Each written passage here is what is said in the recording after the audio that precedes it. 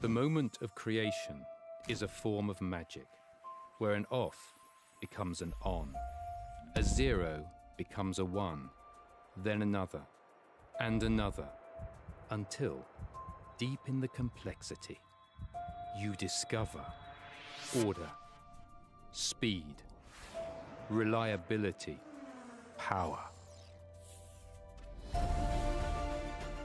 Experience the WD Black NVMe SSD.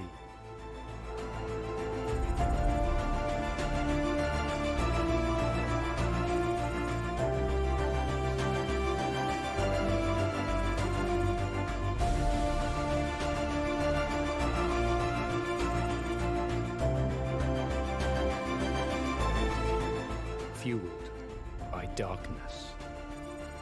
Level up to NVMe SSD performance.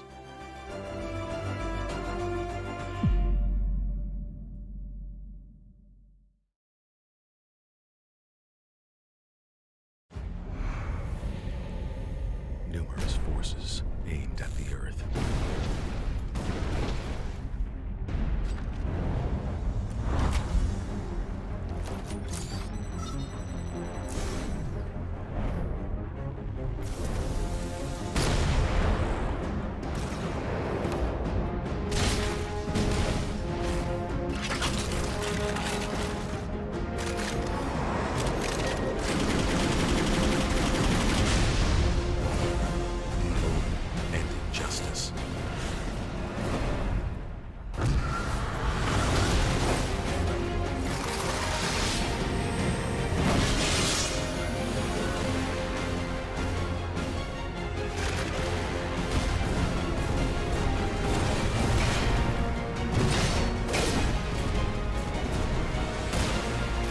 Let the glorious battle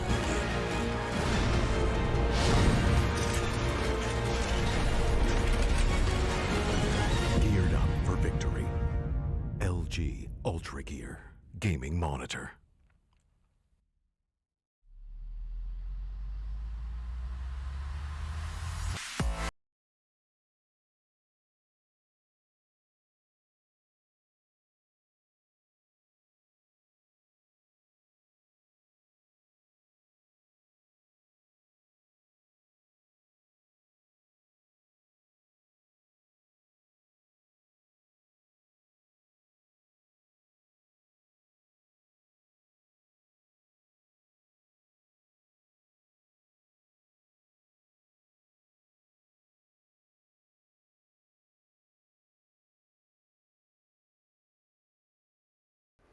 Your mic is now live.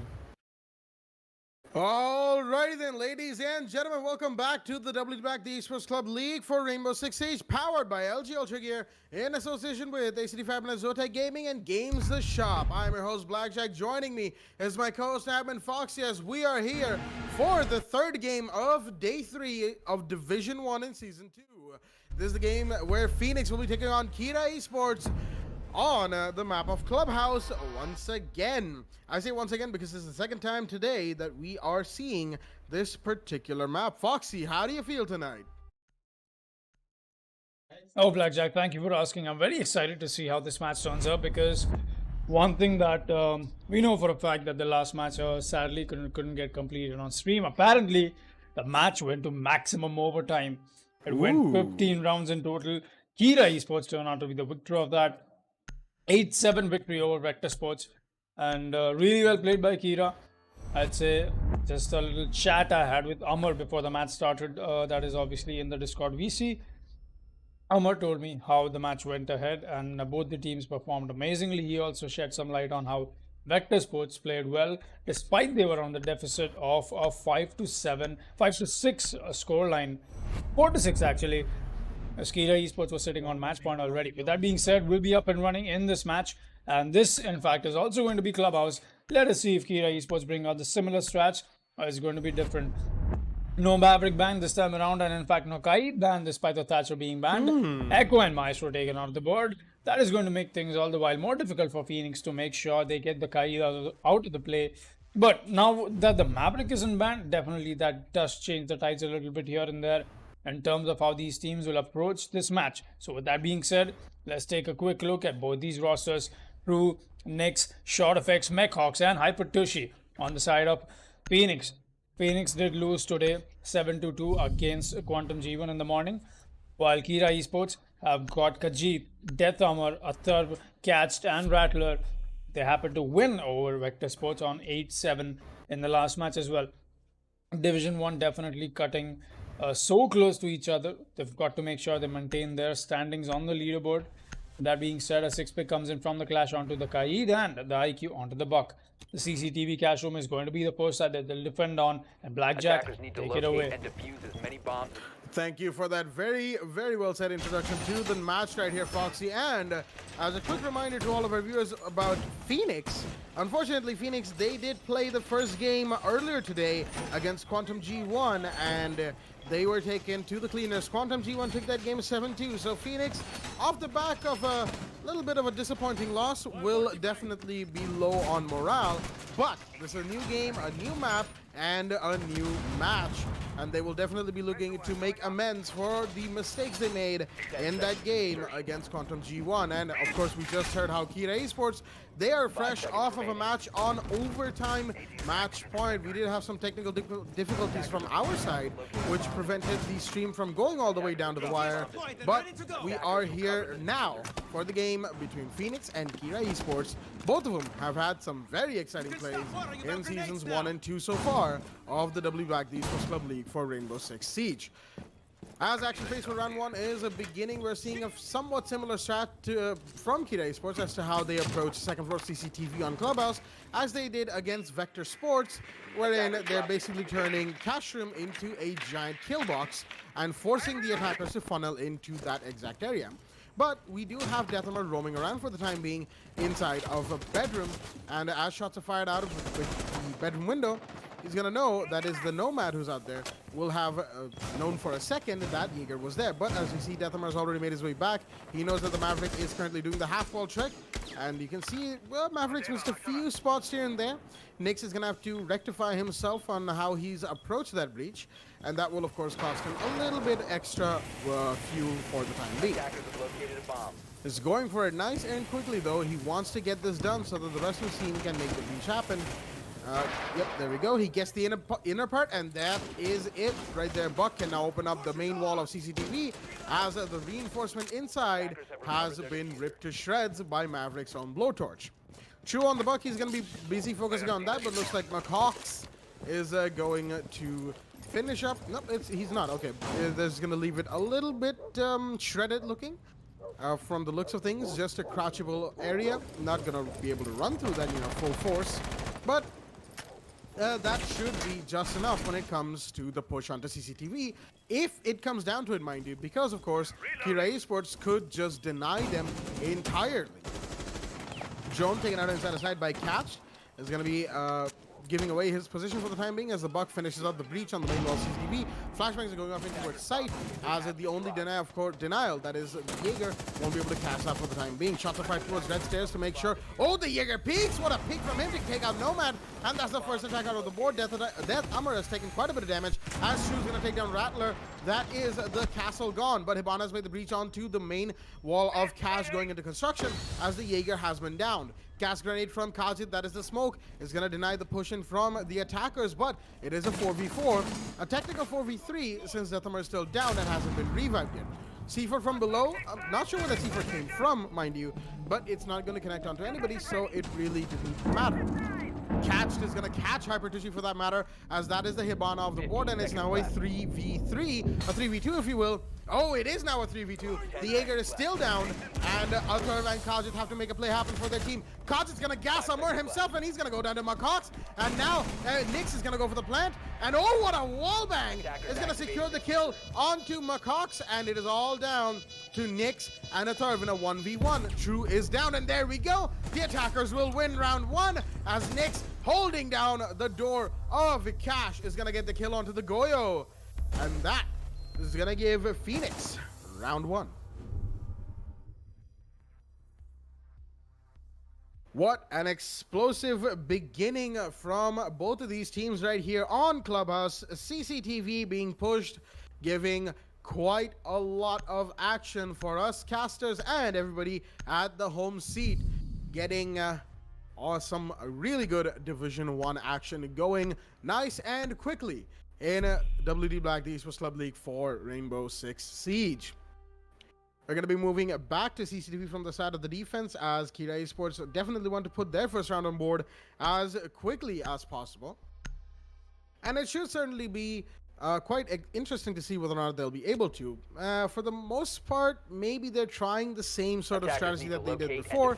They have the same operator loadout, so they just might, turning Cash into a kill box, but it might not be as effective against Phoenix as it was against Vector Sports, mind you, because we all know Phoenix loves to go for the frags after dispensing all the utility mining. And Kira Esports do share a little similarity in that regard, where they really love to take gunfights and win them one by one. And in that regard, maybe turning Cash into a kill box of sorts, with reinforcements, deployable shields, ADSs. Of course, the ADSs, as we saw, were outside of Cash in the red stairs entry hallway. As we're moving towards the action phase right here between Phoenix and Kira Esports, it should be very, very interesting to see whether or not Kira can equalize in the early game. A 1-1, of course, isn't exactly something to be excited about, because that just means that both teams in the early game are equally matched, to an extent, mind you. Because if any particular team makes a whole lot of mistakes... Oh, Deathhammer, all right then. He's going to catch shot. I'm not really sure where that came from, but the Nomad is downed. Was that through Maverick's own breach? Doesn't look like it. It may have been through CCTV window, but wherever that was, or even through the drone hole for that matter, but wherever that was, his shot will not be happy about going down without putting down any of his Nomad charges. At the very least, it's not a soft breacher taken off the board early for the side of Phoenix, because they can still get the CCTV main wall open even if the Nomad goes down. There we go. Buck is going to clean up his duty right there and finish up opening that wall, after Maverick, of course, did a successful half-wall trick. Deathhammer, he's actually on central hallway stairway right now, going up the main stairs of gym bedroom, and he heard a drone jump somewhere on the second floor, but I'm pretty sure, but I think he's not sure where that could be. A logistics house drop might be coming in from the side of the attackers, which could give Deathhammer... Oh, there we go. As I speak about it, he's going to get Muck Hawks, and that is another big kill. That's the Zofia off the board, and there's, of course, somebody else, another attacker, on top of the logistics hatch. Shots are fired from inside of Catwalk. Ooh, True's gonna take a little bit of damage, but not a whole lot, as Phoenix are, of course, in a little bit of a disadvantage. 5-3 in favor of 5-2-3. The man count is in favor of Kira Esports, and it should be a very quickly closing round as we approach the last 60 seconds. Next is trying to push CCTV main window right here, as True is still repelling on that subroof outside of CCTV's main breach. Bon in the meanwhile inside of construction. It's a very spread out push, trying to converge in a sort of a pincer movement from the attackers, but will it be worth it? Oh, Nyx nearly took the head of his own teammate, but Hypertizzy will live to tell the tale for the time being, as it looks like he won't be breaching construction's double wall anytime now. The jump in from the CCTV main window has happened, but Deathhammer's watching the angle. He sees the Maverick. He only downs him after almost finishing his entire mag, as Nyx catched. Okay, that was a tongue twister. And the Jaeger will catch another one. That is the buck off the board, as Hypertizzy caught Deathhammer going for the jump in through the garage window. It's a 1v3 right now, as Hypertizzy has to try and make the plays happen for his team. He sees where the defenders are sitting. He's got the bearing 9 out, rotating through the CCTV window, but no, there's a smoke to intercept. And Kajit will end the life of Hypertizzy in this particular round, giving Kira Esports round 2. What a round coming in from the side of Kira Esports, finally answering back to the disadvantage that Phoenix put them in the beginning of this match here. Definitely something that they needed, because I think Phoenix, they've picked up their pace since the last match. We did see them go against Quantum G1 on border, and now they've got the first round on board for themselves. And the way this map works, I don't even blame them for the for the attacking mishaps that happened in the last round. But then again, you cannot just allow the Jaeger to keep running around and dropping kills for his team. He got himself 3, in fact 4 frags for that matter. If I'm not wrong, that was 4. That was 3 actually. Just take a quick look at the scoreboard. Defenders, protect your Yeah, bombs. that was indeed 3. So coming back to what I was saying, you don't allow so much freedom for the defenders to just roam around, not enough lines of sight or choke points being held from the side of the attack. And with that being said, we'll be up and running on round 3. Hopefully Kira Esports and Phoenix have got their guns ready, have got their strategies prepped, and looks like Kira definitely has. They've been coming into these matches very well prepared, and for that matter, Catcher is going to be running the castle once again, running the super shorty as well. We'll be seeing Rattler bring out the Rhino, making sure that all of those lines of sights are taken out, because you destroy those monitors. That gives you a little edge, a little extra edge if you ask me, on towards the peak that you want to make, towards the balcony of the gym bedroom area. Few pre-fires coming from the wall that won't be reinforced, that is outside CCTV, as I'm not exactly sure where the reinforcements have gone down for Kira Esports. Oh, never mind, I just couldn't see it from that perspective. There it is. For a second I thought that the cache wall isn't reinforced, and I was a little concerned on where are the other 2 reinforcements belonging to, but the spectator view is here to finally tell me where those 2 reinforcements have gone down. That being said, alright, so I think I'm getting a little too used to the spectator view, because we've been casting these matches like 6 days a week for every single evening. I mean, when it comes to Division 1, definitely we start off early at around 3 p.m. in the afternoon, but at least on the normal days we have we start around 7, and that goes on until 10:30 to 11. So much spectating going on from me has gotten me a little too adjusted to it, accustomed to it, that when I play rank, and I'm dead for some reason, I'm spectating my teammates play, the immediate reflex coming in from me is pressing the C button. And for those of you who don't know, pressing the C button takes you to the aerial view. Look at that, I just did it. Gonna switch back to next, out of next, back to next. I do that for some reason, and I try to explaining how the spec cam works, Foxy. No, I get a little too I would say accustomed to spectating these matches that I've forgotten how to play in ranked. Yeah, I start trying to go to the aerial view the moment I'm dead, and yes, a smoke canister comes out, but meanwhile a thermos is going to claim the life of next. That is going to be your Maverick taken out. I think that was from the construction. Yes, that was a nice angle being employed by the Valkyrie, but the breach has already gone down in the bathroom area as well. That is not going to allow the defenders to play. It's definitely going to make things uncomfortable, but I think the smoke should get spotted out. Yes, he does. He's going to scrape his shoulder off into the line sight of Hypertushi. Still a 4 versus 5. Established shot effects is going to be way offside for that matter. Crew is a little farther as well. Not enough groundwork being done, and look at that. Crew gets taken out by a third C4. A perfectly placed C4 coming in from the Valkyrie from down below. Shot effects making his way up. Hypertushi is going to go down to Khajiit. It's all on a Mechhawks. Mechhawks gets one, but Shot effects is actually in a very crucial position, but he gets taken out with the wrong peak, and Kira Esports win themselves round 3 on the gym bedroom defense. This amazing defense coming in from them. And yeah, just as I was saying, I don't know, it's just been that my muscle memory acting up. I start playing the games, I know we cannot go to the spectator view when we are playing rank matches, definitely not, but somehow I just, you know, it just happens with me now at this point. I cannot even undo it, so yeah. Anyways. Well, that's quite the interesting insight into how spectating for Rainbow Six Pro games go. I can certainly attest to that. A couple years ago, I was the main spectator caster for another big league that happened. So yeah, I do know what it feels like, especially with the new UI. It might be a little bit tougher because there's a little bit more to juggle around. Right. But hopefully, you know, at the end of the day, we can get accustomed to what we need to do accordingly. That is, of course, one of the rules of life itself. We're getting philosophical up in here, and yeah. Anyway, I'm not gonna dive too deep into that because that's a rabbit hole for something entirely different. With that being said, round 4 is in effect, and once again, as is a very standard for Clubhouse, we have no sounds of footsteps or reinforcements going off. But we do have sounds of shots happening and hatches breaking once the reinforcements replace the wooden panels. So, yep, pretty standard for Clubhouse, as we are, of course, on round 4. Kita Esports lead 2-1 in the early game, but once again, since it is the early game, that might change very quickly.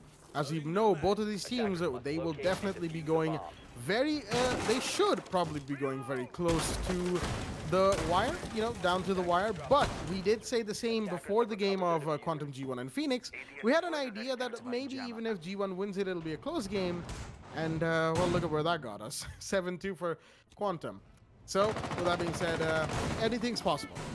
Basement Church is the site for Kira Esports. They've got their defensive positions on lock. We've got the vertical lines of sight in the kitchen already being made by a Turv, the mute, as Kajit with his smoke and the SMG-11 is holding down on dirt. Ooh, he sees the Maverick making those lines of sight to be held in by somebody to give him cover while he makes the main breach into the construction. Oh, okay, a Turv in the meanwhile is going to catch True.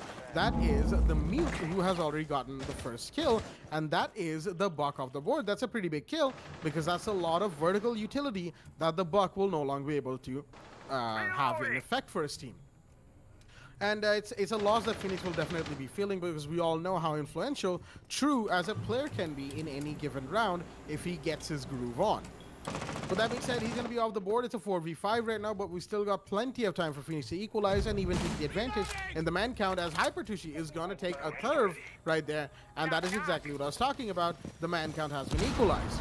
The mute is off the board. Maybe not as big of a kill as maybe, say, a Jaeger or a Vigil might have been, but a big kill nonetheless. Looks like we're going to be seeing a Thermite put down a breach charge. Yep, there we go. The dirt tunnel has been breached from the attackers, and Macox, the Zofia, is going to be moving in to try and get the smoke. Who's playing in here? He's got a drone to support him, and he knows that there's ADSs here, so he's going to be trying to take them out accordingly. But one of his concussive nades went off without a hit, but the second one did not. And that was an impact nade that got taken out by the ADS. Unfortunately, the first concussion going off lured him into a false sense of security, into detonating his impact nade, which unfortunately didn't exactly work in his favor. In the meanwhile, Catched, the castle who was playing behind this big unit inside of blue, has been spotted by the drone of Hibana, as flashbangs are going to do a lot of... Oh, alrighty. Then Nyx with the flank onto Kaji from inside the side as Hypertushi... Oh, dear me, he went for the flank, but Deathamar is there to deny him, and that is a big kill. The Vigil, where are you running? He's going to be spotted, but yep, there we go. He doesn't know where Nyx is playing, as the shot effects is going to take down Deathamar, and the Zofia is going to be going for the plant. Catch, one alive for his team. He's got a 1v2 now, as he takes down Nyx. That is a Maverick off the board, but it's now a post-plant situation.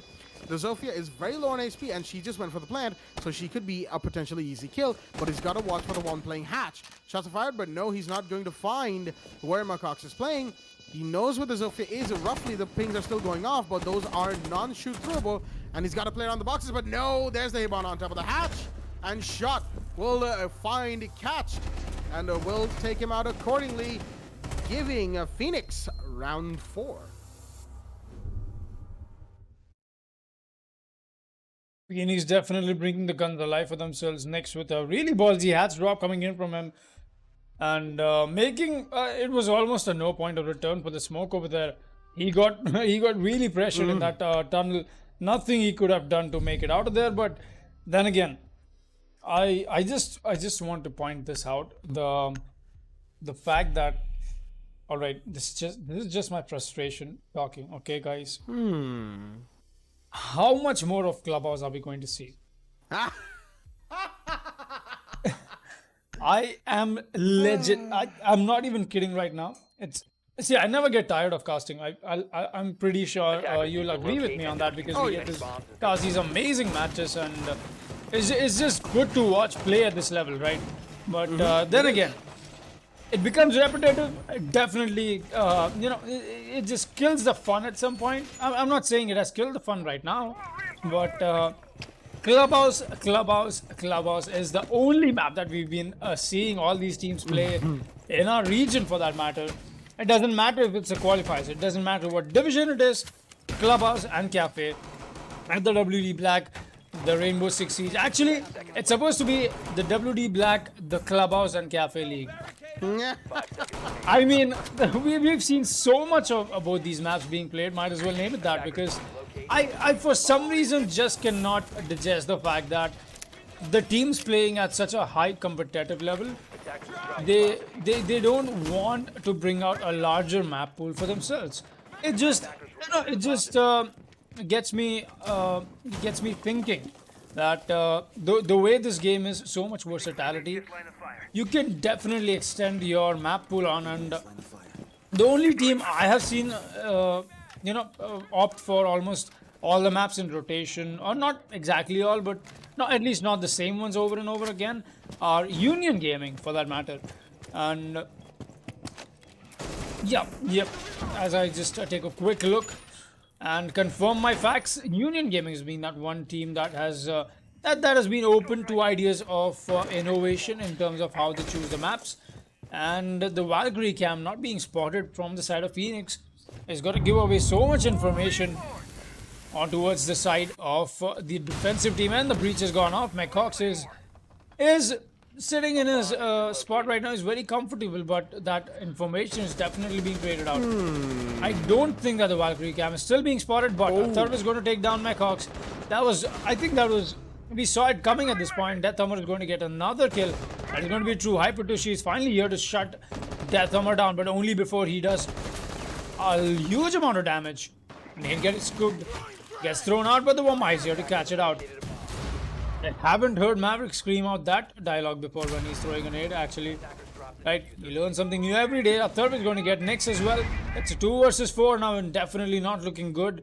If I was a Phoenix right now, a drone comes out, but that's a bait drone. Hypertushi making his way through Garage. He's got to push up the mainstays of Garage right now. The moment he pushes up, he's got to go for the breach as well. He's still got one more exothermic charge for himself, and he'll do exactly that. I've still got the C4s in play. Rattler is right here outside construction. A few pre-fires come in, and the exchange of shots. No damage done so far. Hypertushi trying to find the Valcam. Should have done that earlier, but just cannot find it right now. Oh, Hibana loses that fight to Rattler. The MPX being the victor of it, but Rattler is going to be solo on HP. Hypertushi has got to make this push happen. It's pretty much in a really tight spot right now. C4 goes out, the smoke goes out as well. There's somebody waiting for him on the prone peak angle. Hypertushi is going to get one, but the double peak is going to shut him down as Kira Esports get themselves another win. That is putting them in the advantage here on this map. Oh, alright, Khajiit. Not knowing where the Thermite is playing, a little too tunnel vision, I would say, because if the Thermite wasn't reloading, he might have even gotten that kill onto the smoke. With that being said, we'll be proceeding to round 6 before the role swap, and Kira Esports stand in the advantage.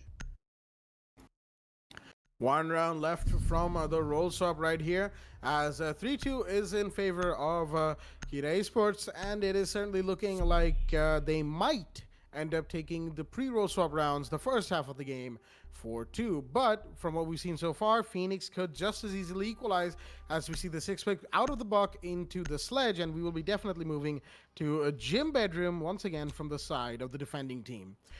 Now, something to add to what you said, Foxy, right, is when we move to Divisions 2 and 1 games, right, it's basically 4 days nonstop of Cafe, Clubhouse, and sometimes the odd sprinkling of Border, right? One thing, if you remember back in Season 1, we had 6 straight games, counted 6 straight games, a day and a half, of Clubhouse being played continuously by Division, I believe it was Division 1 itself.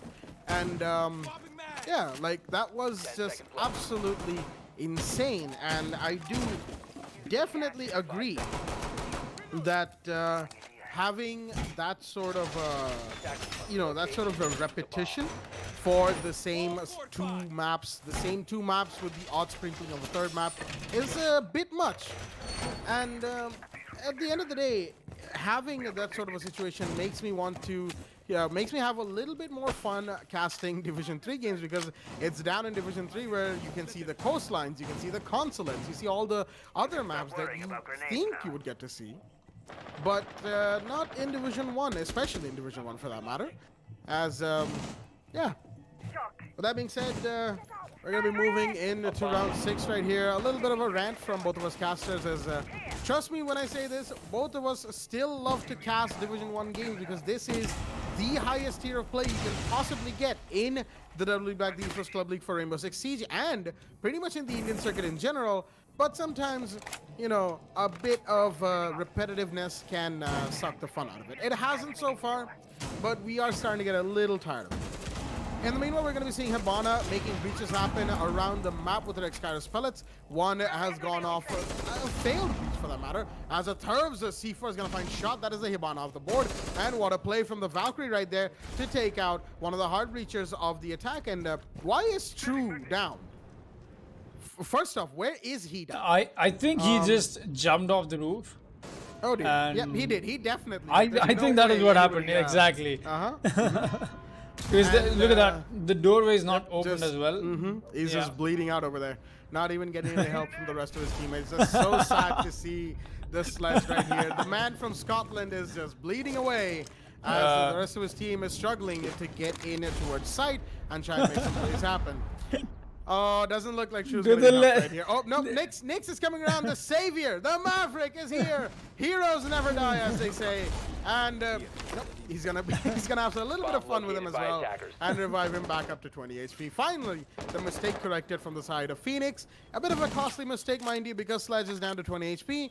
But 20 HP might just be all he needs to make the plays happen for the rest of the team. Grenade comes in through the central stairs mid window as shots are being fired from the main breach. That's Thermite there, sitting up by the gym door. He's going to be joined by 2 other attackers who are going to support him, hold lines aside for him.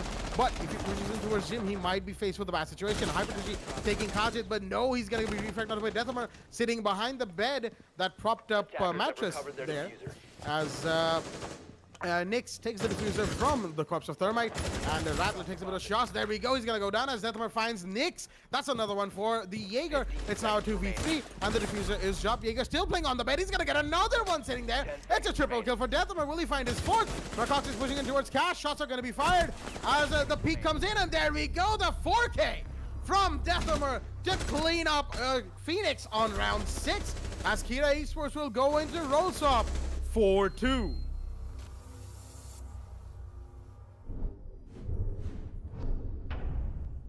Well then, 4-2 going into roll swap. My prediction, unfortunately, coming through.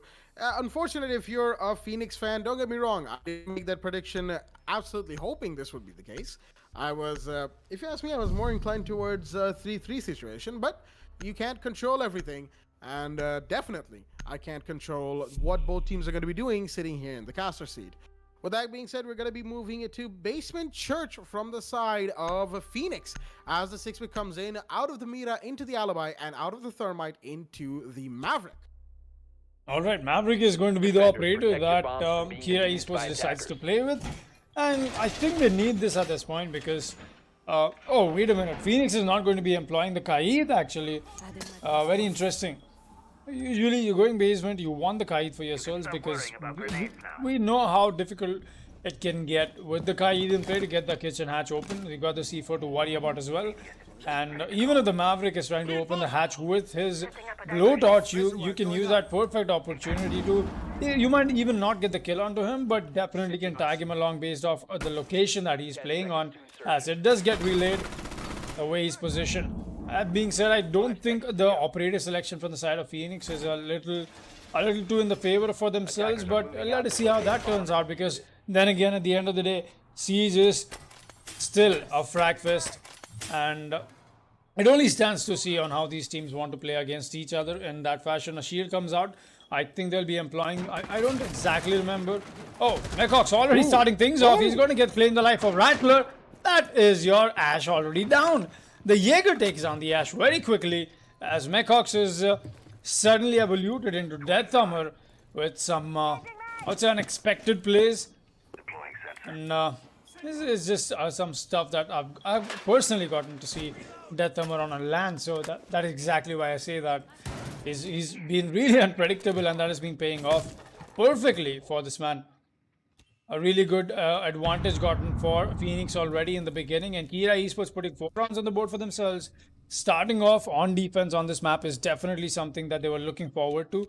Phoenix, like you said, their top priority should have been at least getting the equalizer down, if not the advantage. But then again, we know how difficult getting that advantage for yourselves on attack is, and that is going to make things all the while more difficult for Kira to make this push happen.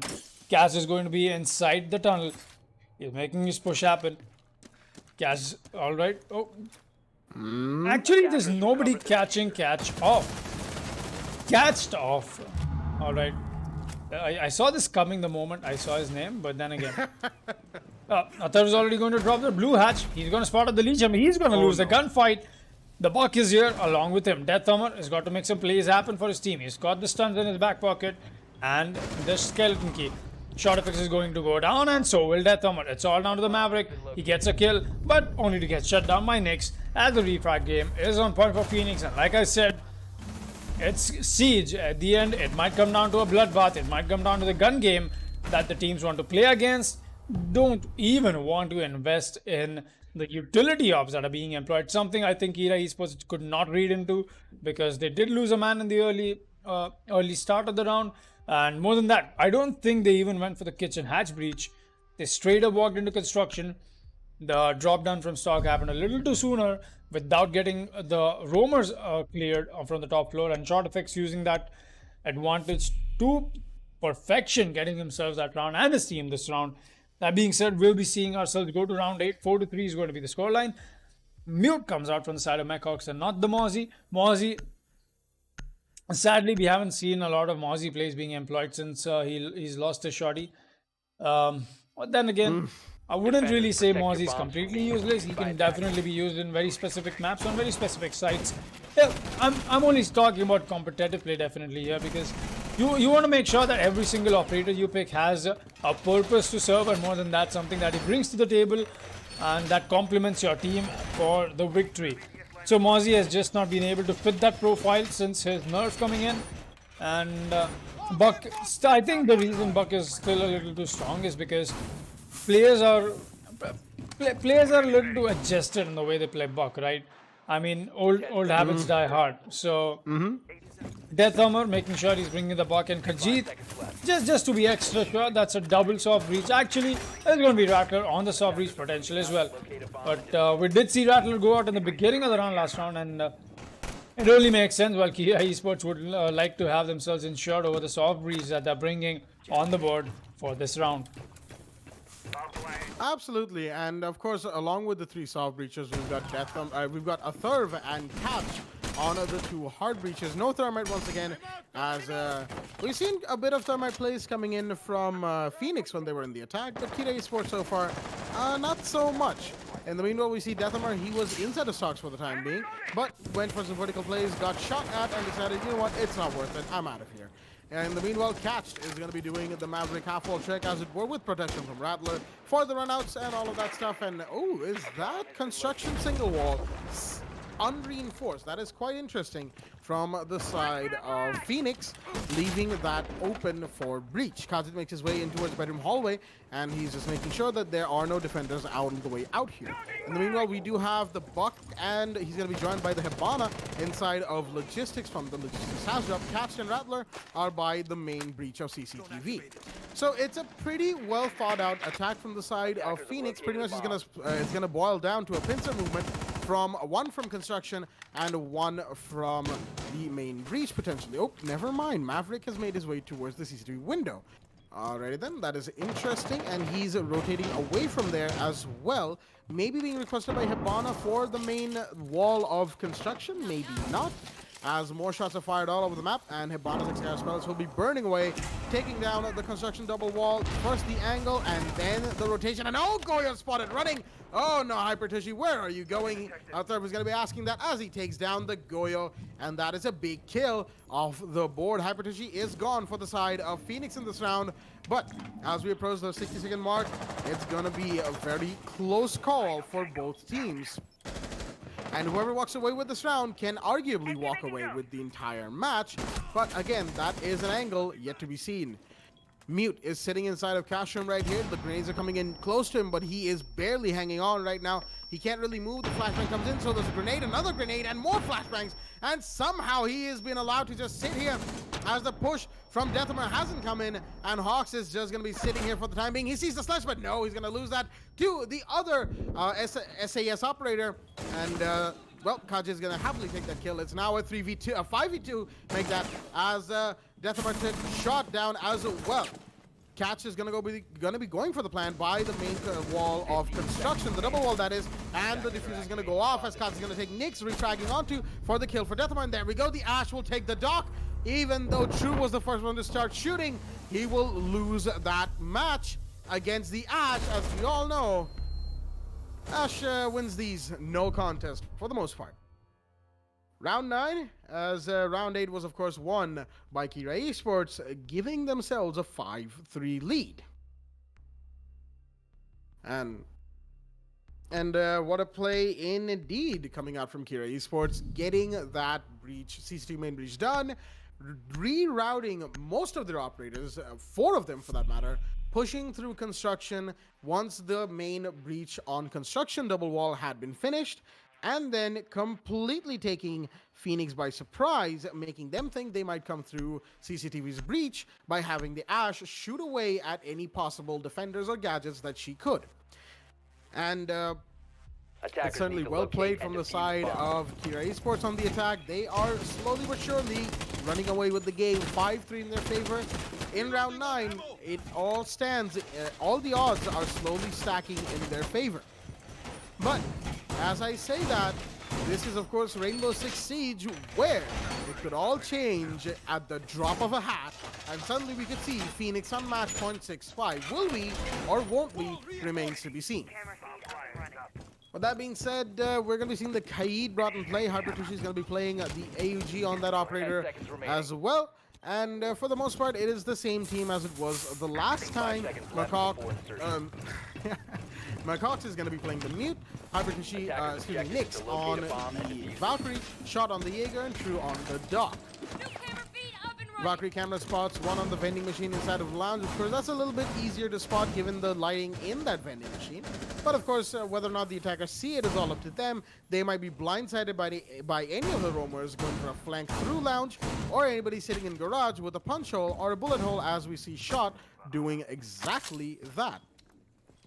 Cade in the meanwhile putting down his electroclaws in places that he needs to, as oh, there we go, the Mute Jammer on the main, well, one of the main walls of garage is going to be taken out, and Habana is going to be breaching that accordingly. And he's just going to wait for a little bit more breach potential from his Maverick friend Catch, that is of course to take out the other Mute Jammer and get everything underway. Drone comes out from Habana. She's going to be making sure whoever's on catwalk knows that there's a push coming in, and trying to get them to be a little bit afraid of the push from garage door as well. Atharv running away for his team as Deathhammer is he's just playing around in that area, of course. He rotates back towards the breached wall of garage. He's going to take out the default cam right there. And as the drones come in from Atharv and Kajit, he's going to have plenty of line of sight to play with. In the meanwhile, we saw Catch going for a somewhat less than usual breach there. And oh, Macox is going to get him. That is the Mute with a DC4 taking out the Maverick. And nope, a little bit of Doc's uniform does clip through the catwalk metal panel, but it's not going to be part of his hitbox, unfortunately.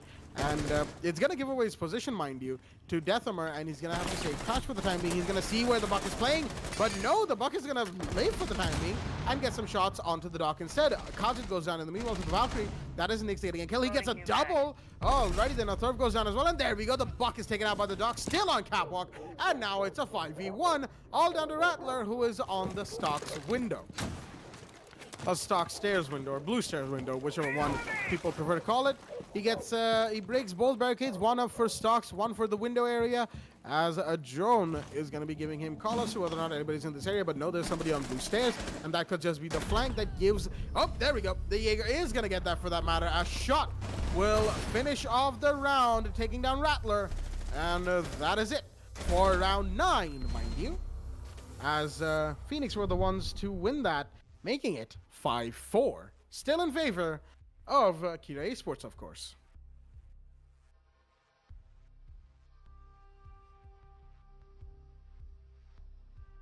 And well, given everything we've seen so far, it's either going to be a very close game, or this is where it's all decided, and we're going to see 2 and or 3 rounds back to back for either of these teams. Excuse me. As just a reminder for all of our viewers at home, Catched is the name that the player Deathstroke has given himself. Not really sure what caused him to go for that name, but all right, you do you, Deathstroke. I just call him Catched because I like the challenge of saying a mispronounced English word. Being an English student myself, trust me, I have to fight with my brain, with all the willpower I have, to keep saying catched, because my brain just tells me catch. Well, I have to fight with my brain in general for doing almost anything, but Well, with that out of the way, we'll be that's proceeding. a relatable moment. Well, with that out of the way, round 10 is in play here and for some reason, I think the game is bugged out in the audio cues that is giving out. I cannot hear the breaches, excuse me, not the breaches, but the reinforcement going down, the footsteps coming in, and the deployable shield being placed for some reason. And this has been happening from the last 3 rounds, actually. I don't know. It's just something that the game has had from a long time. Nothing new, definitely not. But coming back out of the technicality of the game, we've got ourselves a really good roster established on, excuse me, in terms of the operator lineup, that I mean to say, from both these teams coming in. But still, we don't see PX bringing out the Kaid in play. The Maverick is not going to be banned. The Thatcher is banned for that matter. They could definitely use the Kaid for themselves when they go to basement. But Khajiit is going to get tagged along quite a bit. I assume that was from the Jaeger we just saw play on the top floor. Mecox is going to be the one manning the gun on the carbine. We'll be seeing ourselves. Alright, so Pratyush says that Deathstroke is MBYDSZ. Apparently, Pratyush, I just happened to ask Catched before the match starts, and he informed me that he is Deathstroke. So I don't know. I hope he hasn't lied to me, but then again, his teammates confirmed as well. So I think he just wanted a revamp of his name. You don't want yourself to be called MBYSDZ, right? So yeah, definitely not. Cloudfx is going to be moving up after escaping the claws of death from Rattler. As we'll be seeing him make his way up top. He's definitely waiting for the drop down coming in from Logistics Hatch, and it has happened. Shortfx very patiently waiting on a really good angle, but wait a minute. Did Khajiit just straight up ignore whatever he was doing and drop down below? Yep. No, he's actually trying to get an angle for himself to watch all the way in the bottom, but sadly that soft roll is not open for him to use this angle. A very good angle for that matter. And I don't think Shortfx knows this either. Alright. The Alibi is going to win that fight. Shortfx, perfect use of his environmental presence, is going to claim the life onto the sledge. Meanwhile, the push is happening from the construction tunnel as well. Hypertushy and Nyx are here to make sure they support themselves on stopping this push. Deathamor is going to get Hypertushy. He was playing in a really bad spot. That got exposed from the main stairs. Mecox has made his way back on towards the side of blue. Shortfx is here to go for the flank, but the Buck has already made his way in. And a quick maneuver is going to get him, but the refrag is right into place. And Nyx and Mecox, 2 versus 3, make that a 1 versus 3, because Nyx is going to be down, Mecox is going to be down for that matter. Nyx, so the plant is going down. He's made his way inside. He's going to shoot one of the Alibi holograms, and that is it. Kira Esports proceed to match point. Took them a while, but definitely they're here. They want to take this to match point, and more than that, they want to take this victory for themselves. Frey must be definitely proud of the boys right now, getting themselves so close to a 2-0 victory on the weekday 2. Really good. But then again, Phoenix, they're only 2 rounds away. They could even try and make this comeback happen. We have seen Phoenix play amazingly before on this map. That was against Level 0 Esports. That match went to maximum overtime as well. So let us see how that turns out as we proceed round 11. Alrighty then, round 11 in play and a 6-4 match point. It's almost a repeat telecast of what we saw in the earlier game that Kira Esports played against, of course, Vector Sports in that particular match on Clubhouse as well. So the coincidences are definitely lining up for that matter, but are we going to see a maximum overtime this game as well? Some tells me we might not, even though as much as I want to, I don't think Kira Esports wants to repeat double maximum overtime. With that being said, Phoenix definitely wants to push for overtime because that is the only choice they have left so that they can stay alive and have a potential chance to win in this match right here. And Basement Church is the site once again. And it's certainly going to be very interesting to see what we have going forward. 4-6, they are down by 2 rounds, which is quite the big ask when a team is on match point to win 2 rounds against them in any given situation. But we've seen it come out before from the side of teams in all divisions for that matter, and even in the qualifiers earlier in the season, in the second season for that matter. So again, Rainbow Six is a game of unknowns, and how much of what happens next is unknown to us is, well, only time will tell, because if my prediction comes through, oh dear me, what? Oh, okay. Deathammer is the one to get Macox. I thought that was the Alibi shooting at his own teammate, but it was the Buck through the drone hole taking out the Jaeger. The Alibi was there for cover, but I think Jaeger's feet just got caught in the crossfire, and either his teammate or the enemy, whoever it was, downed him, but the kill still went to the Buck. That is Deathammer. So, a little bit of a situation right there is... it's definitely going to be very interesting to see what comes out of that. But losing the Jaeger early, mind you, is definitely a bad situation for Phoenix to be in, and a loss that they didn't want. In the meanwhile, Deathammer looks like he's the one who's going to be falling off the roof this time. Down is he, and he's going to be revved up to 20 HP right there. And not going to be forced to bleed out for quite a long time, as we saw Sledge, that happened to Sledge a few rounds ago. But he's very low on HP, and he's got to be careful. He's going to be throwing grenades into dirt because he knows, oh, well, flashbangs for that matter. Flash grenades into dirt. As a canister from smoke comes out, oh, dear me, this could be it. Yep, it is it for the Buck. As Hypertucci will probably be a little surprised as to how quickly Deathammer went down. But it's a kill for him nonetheless, and one with, of course, his gadget, which Smoke is known for, gassing his opponents left, right, and center. Another canister went out from Smoke right there, as Hypertucci is holding down dirt with a little, some margin of success, as the Pulse has been forced to play inside of Church, not Arsenal, because of course of the Sledge. In the meanwhile, Catched is going to go down. That is Hypertucci right there getting another kill for himself, a double in this round, putting Kira Esports in a bit of a pinch. There's more operators pushing him, of course, and as the attackers are trying to get this kill onto this man, the Ash is going to hit him directly. Oh dear me, that still went off. And Rattler will claim a kill with his gadget as a Turf gets one onto True. But there's the refrag coming in as Rattler is down, but a Turf is going to get another one. That's Nick's on the board. He's going to go for the drop. He's going to be shot by shot. But it's a 1v2 right now. Rattler is downed, and it's all down to a Turf and Kira as the Turf and Kajit, mind you, as the plant has gone off. Shots are fired as there we go. Kajit is going to find the alibi. Shot goes down, and Kira Esports are going to live up to the prediction I made just there, not allowing Phoenix to go to overtime at all.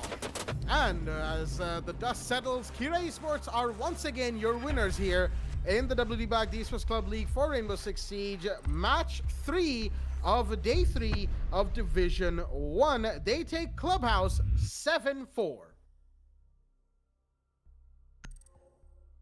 Well, Kira 2 for 2 in Match Day 3 of Division 1 in Season 2. That is quite the play from this team coming out. They are definitely making sure that they get as many points as possible, and today has been especially profitable for them as far as the league standings go. But with that being said, that was of course the third match, which means since it's Division 1, we've still got one more big game to go, and that is Reckoning Esports versus Demos Force, which is assuredly going to be a very exciting one. So with that being said, that's been it from me, a Blackjack, and of course my co-caster Foxy, as we'll be right back with the last game of Day 3 of Division 1 very shortly. Stay tuned.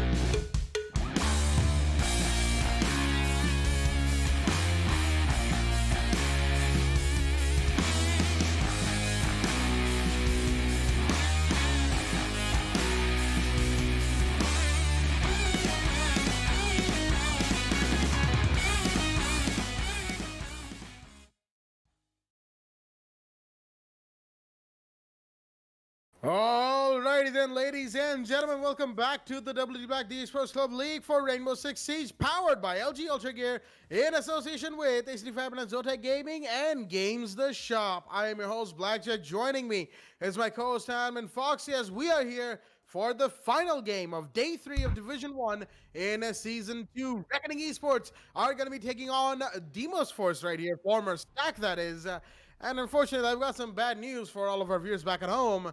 We're back at Clubhouse again. Foxy, how do you feel tonight? Well, I definitely don't feel happy seeing Clubhouse for another match here. Definitely, Clubhouse has been that one map that has been played so many times, in fact, in the league. But looks like that is what these teams want to play on. Demos Force have had an amazing track record coming to Clubhouse, while Reckoning Esports, they did manage to get the better of Vector Sports in the last match that they had on Clubhouse. That was on the weekday one. We did see that match live as well. So the first ban is going to come out from Demos Force, a very targeted ban. We know this. Ninja Freak, as long as he's playing on Reckoning Esports, Montaigne is going to be a permanent ban. That being said, the second ban comes in from Reckoning Esports. Very quick to the ban. Thatcher is going to be taken out of the board. A second ban from Reckoning Esports, as I can already say what the ban is going to be, but I'm just going to let it sink in for the viewers and let the ban come out from them. And there we go. The ban is out, and it is going to be Maestro.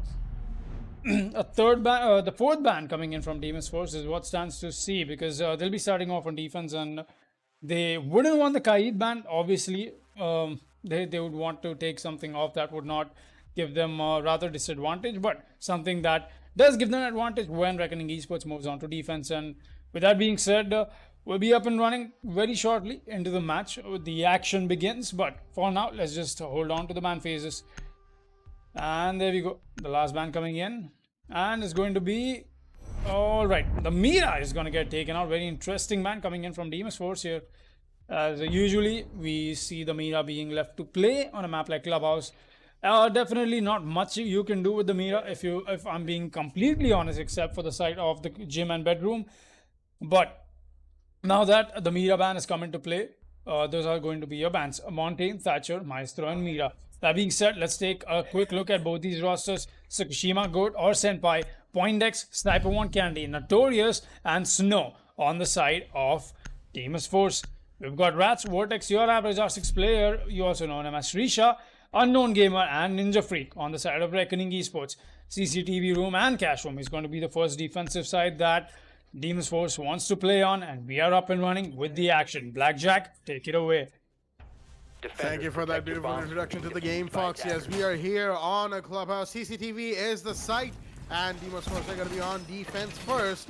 And as we saw both the rosters here from both these teams, it might just be a game that goes on for quite a while. I'm ready, and I'm pretty sure all of our viewers back at home are ready as well for a very good close game between both of these amazing teams here. Nope. Speaking of unfortunate circumstances, Poindex is going to find himself on the other side of an impact made from what seems to be Notorious. Yep, he's the only one with impacts in this lineup. That is the Legion, of course. And a little unfortunate for the Kaid, but that's not a huge loss of HP, mind you, because of course he still pretty much needs the same amount of bullets as he did before to be taken out by an attacker. But then again, statistics are, in Rainbow Six, statistics are often thrown straight out the window when it comes to an online game because of netcode, lag, and delay, and all of that unfortunate and yet good stuff at the same time. Snow is going to be rotating all the way down towards pool table on first floor. All right, interesting position that the Jaeger has taken for himself, as Reckoning Esports are going to quickly make their way on to CT main wall from the looks of things, and get the Maverick doing his thing, which is of course breaching the half wall. And of course Rats on the Hibana is going to be supporting either on that wall, or if everything goes well, he can save his Excyrus pellets for a construction push. Skishima Goat inside of Garage with, of course, his bandit batteries. As Snow might be going for a run right here. He's broken the side entrance door on that little French round. What a connect from Notorious right there. We're on to Rats, and oh dear me, the Maverick's exposed as Sniper 1 Candy will take Ninja Freak, and that is unfortunate for the Maverick. And oh, the run out from Snow as well, as Demos Force are going to come alive, taking down Srisha. Vortex with the first kill for his team will get a defender down, and that is Sniper One Candy. The Bomb has been located. the Echo, excuse me. I lost my footing for a second there. And, well, the Echo is down, and that is a big kill, mind you, but it is a 4v2 very heavily in favor of Demos Force on this defense right here. CCTV looks to be a side that they're going to be taking nice and quickly. Attackers And will this cover should be quite the play. Oh, there we go. Vortex with another one is going to take down Snow, and that is now a 2v3. He's going to take out the barbed wires on the metal stairs, and of course Goomines as he spots them accordingly. And the one to support him, of course, is your, Unknown Gamer on the Buck. Alrighty then. Shots are being fired from inside of construction, and Legion's gonna fire back. Notorious knows that Buck is playing from there, and he's gonna try and get that kill as Unknown Gamer is trying to watch for his flank, but nobody is there, of course. He was just hearing things, and he's gonna be moving towards side, but no, that's the wrong peak, as he'll be taken out by Pointex and drop the diffuser with only 40 seconds left in the round. Vortex has to run towards construction to pick up the diffuser, and maybe try and make something happen. It is a 1v3 right now. He is the one who's gotten both kills so far for the Reckoning Esports, and he knows that there's players playing inside of red stairs. That is a Kaid right there. Pointex with the TCSG will take a few more shots, and he's very low on HP, but Vortex took a Goomine to the shin, and the Kaid has gone prone. Does Vortex know where the Kaid is playing? He's going to be peeking any second now. Shots are fired from the Legion to make him think that there's a crouch peek coming in, and more shots are being fired to deny him entry at all. As the Kaid's prone peek comes out, he will deny Vortex's entry, light him up quite a bit, and there we go. Senpai coming out with the kill at the end. Tsushima Goat will clean up onto Vortex, and even though the situation came down quite close at the end, it will be Demos Force, former Stack, to take round one. A very destructive start coming in from the side of Demos Force here, shutting down Reckoning Esports right in the tracks in the beginning of the match, getting themselves that man advantage so early, getting three free kills for that matter off the bat right away. First kill coming out of the Hibana. There was rats outside of the new blue extension, as we like to call it. The run out from Snow catching off Srisha as well. And we did see that unfortunate Echo P coming in from Garage, taking down the Maverick. Just not something that the Maverick can do in peace, but eventually that is what happened. 2 versus 5 already for the side of Reckoning Esports. It did come down to the refrag potential that they had to play out, but just could not work in their favor. But that being said, we'll be proceeding to the bottom floor defense as Demos Force get themselves a really good start, a really good heading into this matchup. And it stands to see what Reckoning Esports have for themselves prepped as they proceed into this matchup here. Indeed, as Reckoning Esports, of course, they would want to put the second round on board for themselves, but will they be able to? We are, of course, going to be heading to Basement Church right here, and it should be a very interesting round from the side of both of these teams, as they're going to be fighting round after round for victory here on what honestly feels like the 50th match on Clubhouse at this point. Of course, I'm just spitballing. I'm not entirely certain whether or not that is the case. But if it is, then oh boy, Clubhouse has been the feature map of the Esports Club League for Rainbow Six Siege. They should really just call it WD Black, the Esports Club League for Clubhouse 6 at this point. Bad jokes, we have them. With that being said, Tsushima Goat, he's going to be making his way into construction, putting down another ADS for whoever's going to be playing behind the shield here in dirt. It might just be him, as the other ADS has actually gone down behind the shield. And no, it looks like it's going to be Sniper One Candy on the smoke to get that position for himself. Mozzie, of course, didn't play this time around. Snow is going to be playing a lot of counter intel and intel denial in general for the side of Demos Force against Reckoning, and Reckoning are going to have to be careful of the Mozzie pests that are going to be dotted all around the map.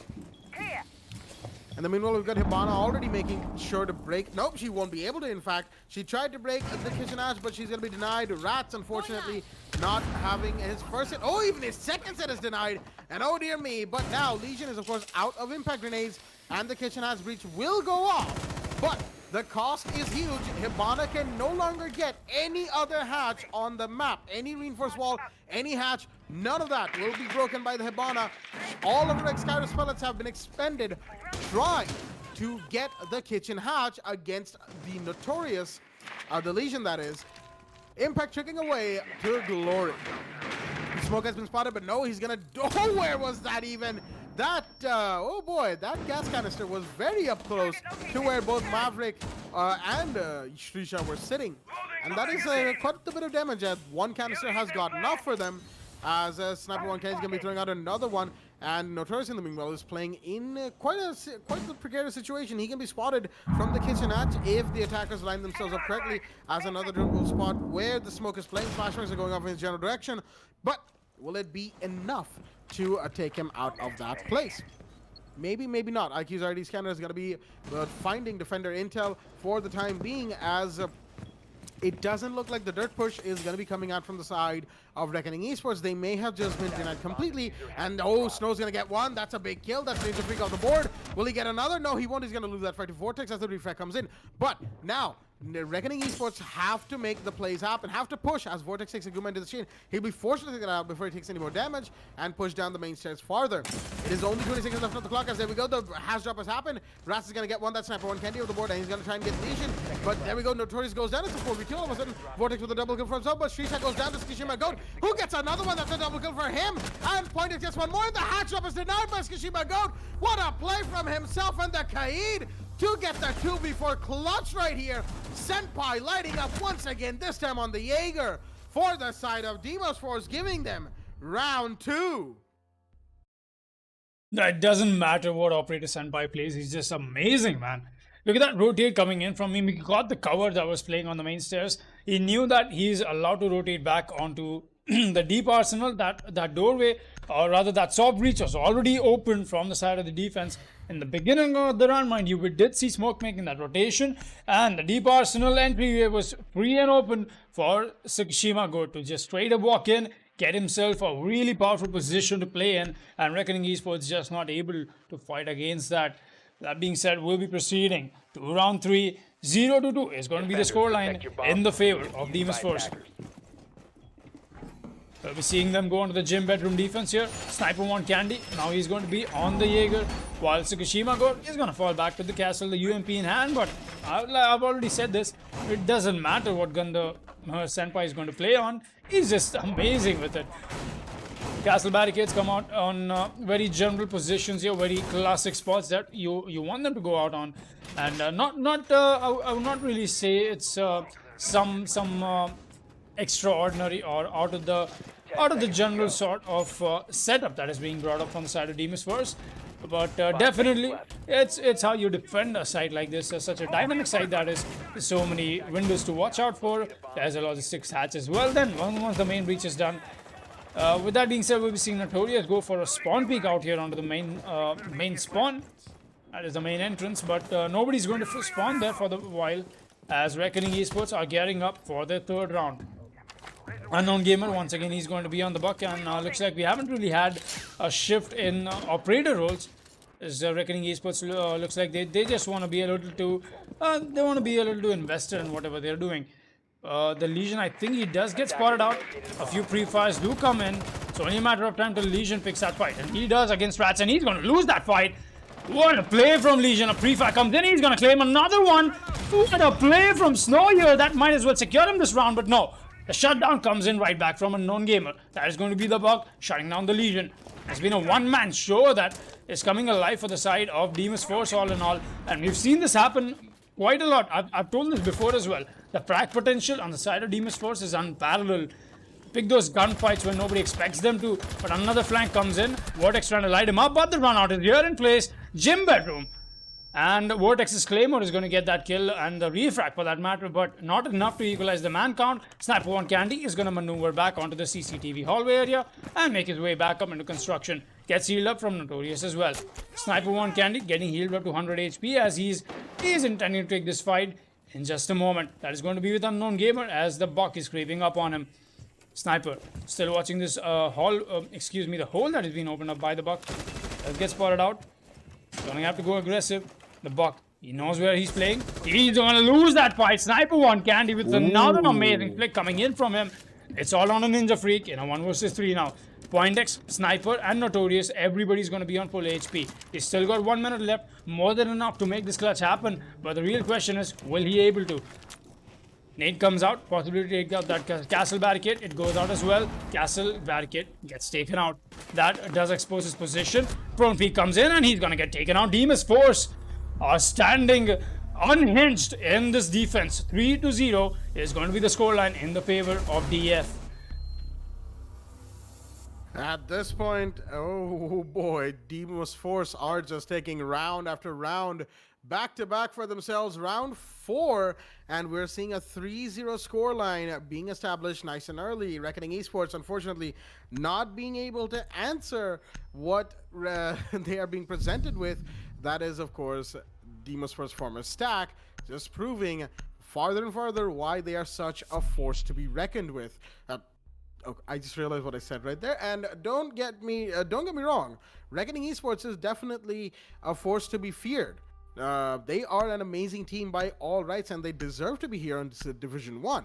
But right now, former Stack, currently Demon's Force, is not going to let up that easily. And they're going to have to step up just a little bit to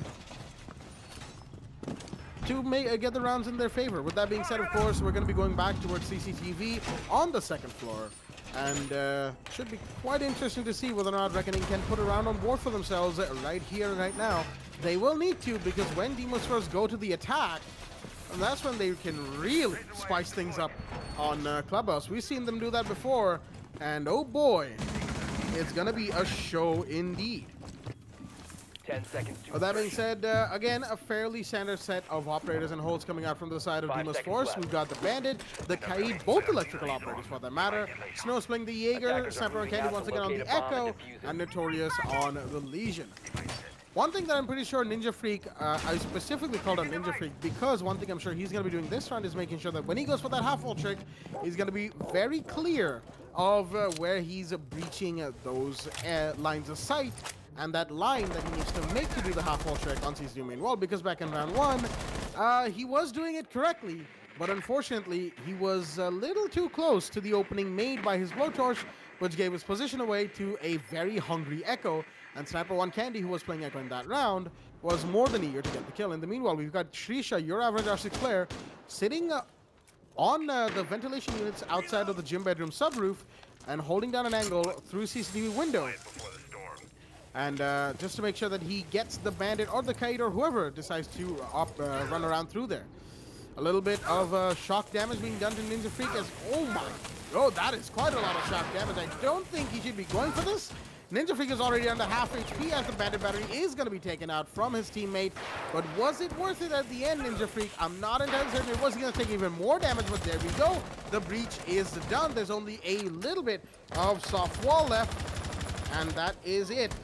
That is it. The main breach is done from the side of Reckoning Esports at the cost of a lot of HP for Maverick, but maybe it won't matter. Maybe Ninja Freak might pull out some amazing plays off the back of sacrificing half his health pool right there. But with that being said, we're going to be seeing Rats go up onto the central subroof right here. He's going to be pushing with Shrisha from the looks of things into through bedroom, because of course the other bit of heart breach that we see people do on Clubhouse is on the main wall of construction, the double wall facing Cash. And from the looks of things, we do have Shrisha and Rats who are heading in that direction, but there is an electric claw from Kaid, which is going to be denying them entry through that heart breach. Denying them that hard breach entirely, for that matter. Snow, in the meanwhile, sitting on stage, looking up towards Jim through the hatch. Oh, not Jim, that is construction, mind you. Through the hatch right there, which is open for this line of sight. No bodies have been dropped so far. Oh, never mind. Snow's going to get one. That's Vortex on the board. And Unknown Gamer's going to take down Point Dex in the meanwhile. A 4v4 right now, as we're quickly approaching the last 30 seconds of the round. A grenade from the block will take out the electric claw of the Kaid, as Habana is going to be using her Skyros pellets in quick succession, mind you, as Unknown Gamer has been flashed by his own teammate, and Notorious is going to take down Unknown Gamer. In the meanwhile, that's a big kill. The Legion takes down the Buck, and that's a big kill as we are moving into a 3v3, mind you, as Rats takes down Notorious. That's the refrag in, but there's only 10 seconds left, and they have to make the push happen, but no, there goes the diffuser, as Snow's going to get a double for himself. The Jaeger's on roll here, and the Echo will clean up onto the IQ, the last remaining attacker outside of the CCTV main breach, as Sniper One Candy will all but happily take down IQ. And well, not a great time to be a Reckoning Esports fan, let me tell you, as it is 4-0 in favor of Demos Force going into round 5. Look at that flick coming in from Sniper 1 Candy to end the round over there. The Echo playing, I think he just got off his vault animation, still won that gunfight. I mean that's not something that nobody can do, but it was definitely good to watch shots like those. With that out of the way, like you said, 4-0, definitely not in the favor of Reckoning Esports, as things are just falling apart a little quickly for them. Just not able to stand against the frag potential that Demon's Force is bringing for themselves, and they're simply outgunning them. And more than that, they've been quick to adapt as well in terms of how they're playing between themselves. The coordination has been on point. It's been amazing. That being said, we'll be seeing ourselves play on towards the side of Church and Arsenal once again, as they've had a really good run in the defensive rounds. And if I was Demon's Force, definitely this would be my top priority into getting maximum rounds on board for myself on the side of defense. With that being said, this time around, Pointex is going to be bringing the Kaid. Tsukishima Gold is back to the Jaeger. Sniper is going to be running the Notorious on the Legion, and Snow on the Alibi. Snow, once again, I think he's going to go for more of a passive roam coming in from him. He's got the Bailiff as well as a secondary. Most possibly, that is what you would expect the Alibi to do. There's not really much emphasis that he can put on side, but he's just got to fall back. Possibly play from the side as well. The Alibi's holograms is what is going to be used from the side of this team here. That being said, we usually don't see the Alibi come out, at least when the site is on towards the side of construction, as a breach should come in from the side of the Maverick anytime soon. But it only stands to see what Reckoning Esports has got for themselves, as they've been completely getting stormed on so far on this match here. Unknown Gamer trying to establish some lines of sight for himself, taking some barricades out. Ninja Freak doing what a Maverick does. And his Rats, meanwhile, is going to get himself a nice kill. That is going to be the smoke taken out early into the round. No more of the gas canisters, and more importantly, nobody holding. Never mind. Just as I switch the cams on towards the Alibi, Snow is going to be holding the shield once again, as some good work being done in terms of the role swaps coming in on the positions that the players will be playing in right now. But at the moment, not much work being done from the side of either of these teams. The hatch breach has happened. Unknown Gamer, he does spot somebody out, but that's the Alibi's hologram. Rats is going to get a kill onto Snow. That is your Alibi, in fact, taken away. Not the hologram. Notorious is going to exchange positions once again into the tunnel. He knows how exactly important this little line of sight is, but Tsukishima Gori is finding the IQ anytime soon. Now he's just going to fall back. No damage done onto the IQ, but Unknown Gamer does take a few shots for himself. Srisha, yeah, I think he's got himself a good line of sight, but the flashes are coming in, and that could prove to be a little deterring for the Legion holding down. Rats and Ninja making the push happen from Peak here. The peak comes out, but Rats is already going to push in. He's going to be low on HP. He's got to make sure he wins this fight. Nades go out, but get caught by the ADS. Another frag goes out, but he's going to eat a bullet to the head by the pre-fire from Notorious, and that is going to allow Notorious to fall back and fall back in once again, in fact, for that matter. The Alibi holograms perfectly bamboozling Ninja Freak as Tsukishima Go trying to land his shots onto the not the Hibana. I think that was Vortex playing on the main stairs, and yes, he's going to get that kill onto Pointex. It's a 4 versus 2 now. Drop comes in, but he's going to get taken out. That's your Maverick out of the board. 3 versus 2. Vortex getting tagged along a little bit more. Tsukishima Go and Sniper 1 Candy are going to be full on HP. Notorious for that matter, excuse me, as I get a little too confused reading those names on the screen. But another tag comes in from the hatch. It's all on to Vortex and Unknown Gamer to make this clutch happen for Reckoning Esports and get themselves the first round and the win. Grismot Mines come out from the Zofia. Is going to stun the Jaeger. 15 seconds left. The push comes in. Zofia is going to get one kill. They know exactly where that Legion is playing. The plant should go down anytime soon. Now, Unknown Gamer has got to make this plant happen. He's going to go down with the plant, but the push has already come in from Notorious, but he'll get stopped by Vortex, and Reckoning Esports finally put one round on board for themselves. Barely, in fact, for that matter. And we'll be proceeding to round 6 before the side swap. Alrighty then, round 6, last round before roll swap, and it is 4-1. Reckoning Esports have put a round on board for themselves, and they're definitely going to need to put another round on board if they want to be able to weather the coming storm. That is Demos Force's attack. And For anybody who remembers, and for all of our viewers back at home, of course, Demas Force is the new name that the team Stack has given themselves. And they are a very, very fearful force when they go on to attack on any particular map. And Clubhouse, we've seen them here before.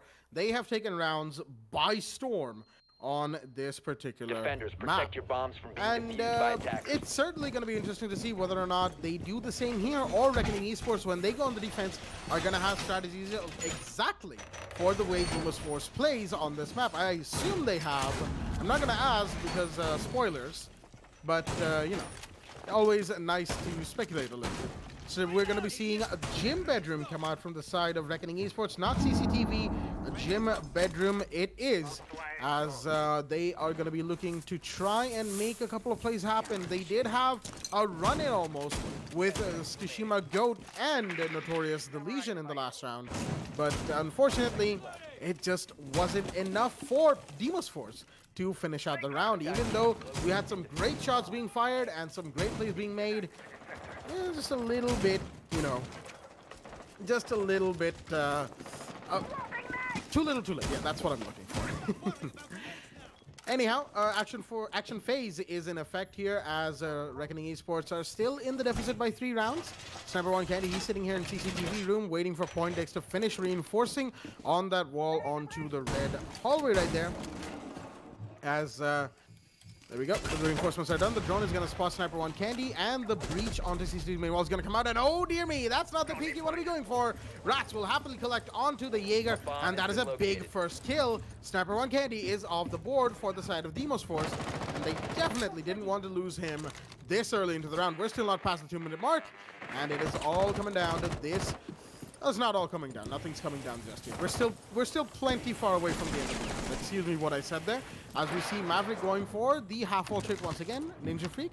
All right, he's done the above bit. I don't know if he did the below area. He may have. We were, of course, distracted with the action happening towards CCTV to see that whether or not he got everything done. Doesn't look like it. He's gone back for the upside-down rappel, and he might be just getting it as we move on with the round here. Minute 40 left on the clock, as Rats is still holding outside of CCTV. Oh, there we go. The half-wall breach has been done, and the Buck is going to be opening up the soft wall bit of the gym bedroom hallway wall.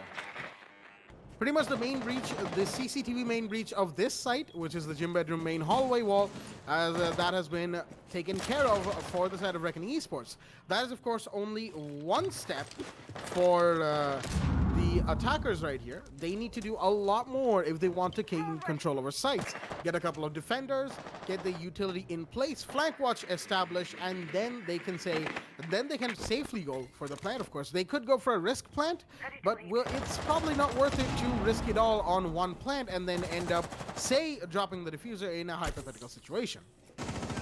With that being said, we do hear Notorious the Dog juicing up, but no, Kishimago's going to go down to Shrisha inside of Logistics. That's a big kill right there. We know how terribly terrifying Senpai can be, and as the round comes down to the last 30 seconds, this is going to be a very close game right here. Doc is sitting way too close to the gym bedroom door as Buck has made his way in to bathroom, and Notorious gets a double. That's Ninja Freak, and your average player down. It's all down to the 3v2 right now, as Notorious might just make a clutch happen for Steam. Snow's flanking, rotating back up the main stairs, and Doc's gonna find another one. Notorious with the triple kill. He might just find the Zofia. No, he will be taken down accordingly, as it's down to the 1v2 for the Legion. Vortex is, he took one, and oh, what a shot from Snow right there. He gets the double onto Rats and Vortex.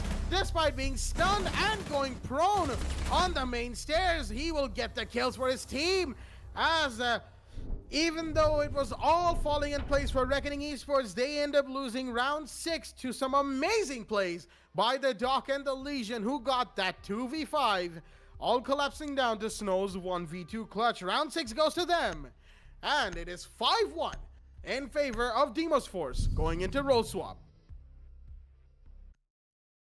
What a play coming in from Snow and Notorious there. A 2 versus 5 clutch? Are you kidding me? What a play from the Doc, in fact. He got 3 very influential kills in Reckoning Esports, a little too invested. I'm not even sure what was going on in the team comms right there, as that was one hell of a throw coming in from Reckoning Esports, and Demon's Force just played better. They legit just played better. There was nothing else that I can talk about the last round. It was amazing that what they just did. We don't usually get to see that stuff, but there you go. Demon's Force bringing out the plays alive for themselves, and what a clutch coming in from Demon's Force in a 2 versus 5.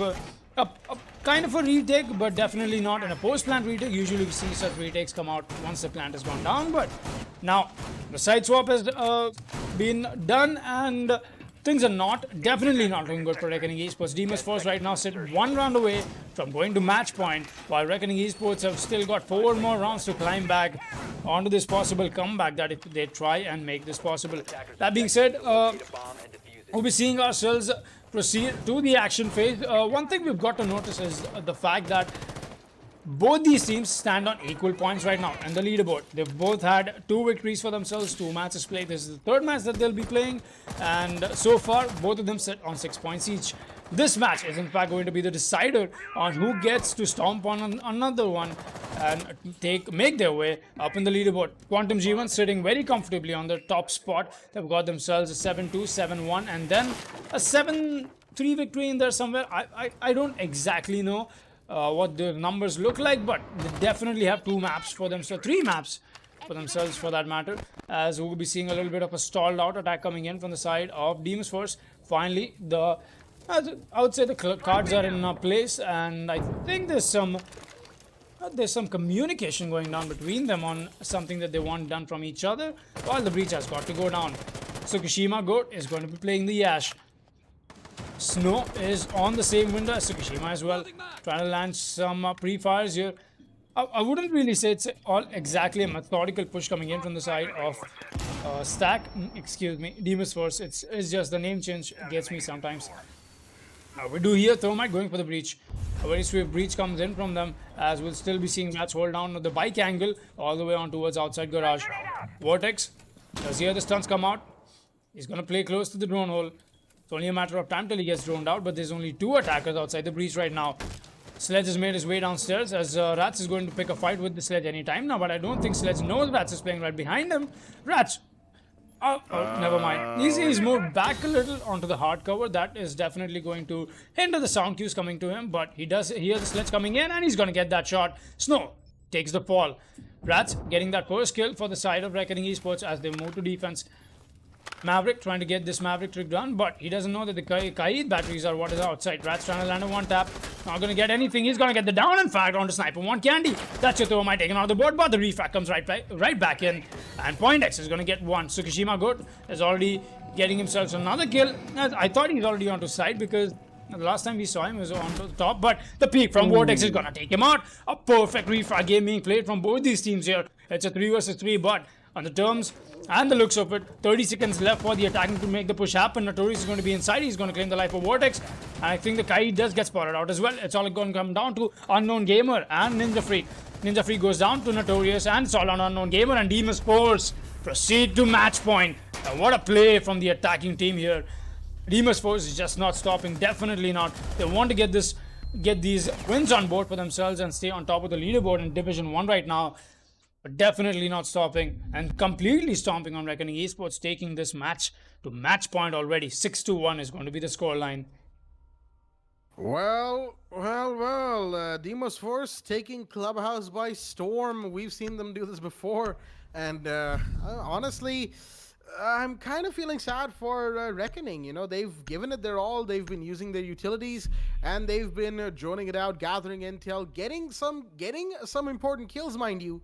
But it just hasn't been enough, or it's been too little too late in most situations. The only one where it did count for was a 2v2 situation where they find themselves back in Basement Church in round 5. But that, that has ended up not doing a whole lot for them, because now they're on the defense in round 8, and it is looking very grim for them. We're going to have a quick look at the scoreboard right here. Vortex with 10 kills for himself. And, of course, the closest to him is Rats with 6. Both of them are the German brothers for this round. Ninja Freak, however, quite curiously, hasn't had the best day when it comes to securing kills for himself. We've seen him do a bit of, intel plays, support plays, and good stuff coming out from him.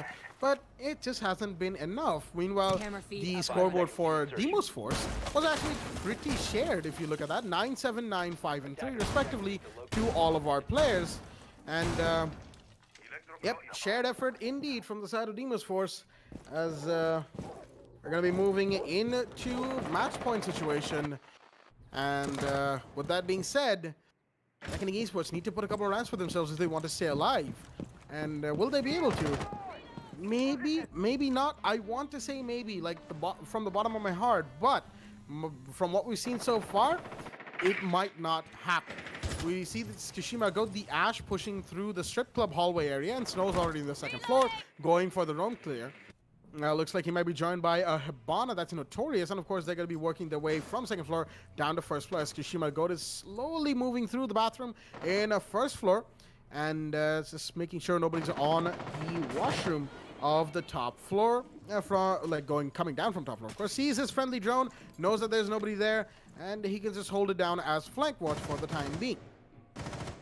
All the attackers pretty much have made their way down to the first floor area, as now Reckoning Esports, they know what the attackers are doing. Of course, they themselves are in a bit of a, looks like a turtle hole from them. Yep, all 5 operators are in and around side, but no, Snow's actually going to get rats, and Vortex is down as well. He's going to get the kill, and that's a double for Snow.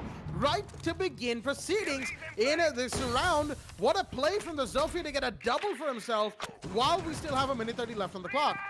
Gas canisters are coming up from the smoke as Kishima Goda has made his way in towards site. He's close to church. He knows nobody's in blue right now. He's moving in. He's got a Kaib to contend with, and he will win that fight, but he's going to get refragged onto by your average Ashes player. That's Shrisha watching blue through a rotate. 4v2 right now for the side of Reckoning Esports to try and deal with, as we might just see a church plant come out from the side of Demos Force. Shots are being fired, and there we go. The smoke goes down. It's all down to Valkyrie, and as the chips fall, there we go. The attackers will secure the final kill. Sniper One Candy taking down your average R6 player, Shrisha. And with that being said, they are your victors. Demos Force, former stacked, take Clubhouse 7-1. Almost no contest from the side of Reckoning Esports, and it's just a bad day to be a Reckoning Esports fan, I tell you. And I'm pretty sure Foxy isn't exactly too pleased about the result, but mind you, this is only day 3. They've still got 3 more days of play between this week and next week, and all the matches between are going to be where they get their points back. With that being said, that has been it from myself, Blackjack, and of course my co-caster Foxy, as that is all the games of Day 3 of Division 1 in Season 2. For a quick recap for all of our lovely viewers out there, Quantum G1 versus Phoenix, the first map on Border, Quantum G1 took that 7-2.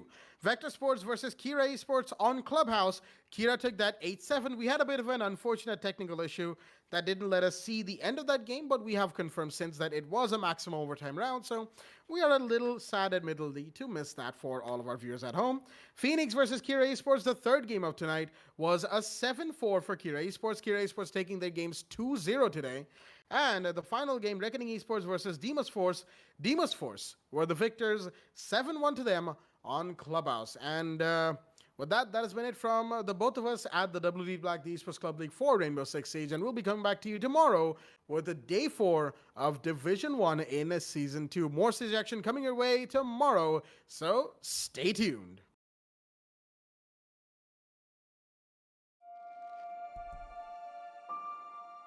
The moment of creation is a form of magic, where an off becomes an on, a 0 becomes a 1, then another, and another, until, deep in the complexity, you discover order, speed, reliability, power.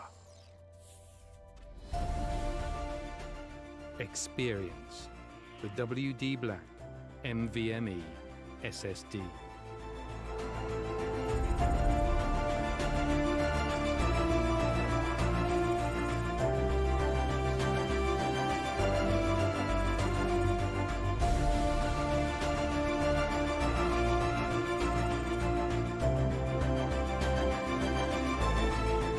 Fueled by darkness.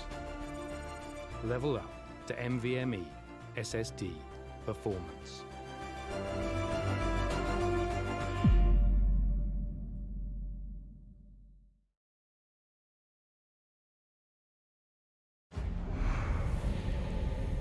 Numerous forces aimed at the Earth.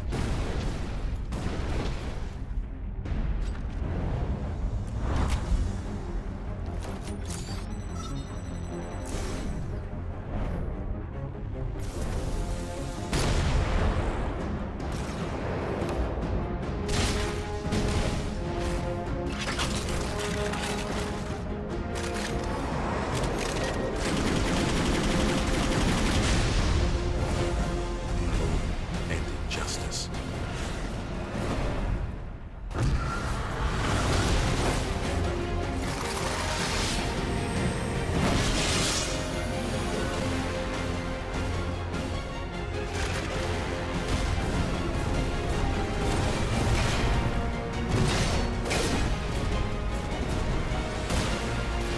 Let the glorious battle begin.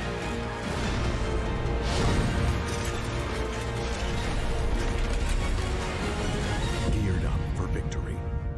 LG Ultragear Gaming Monitor.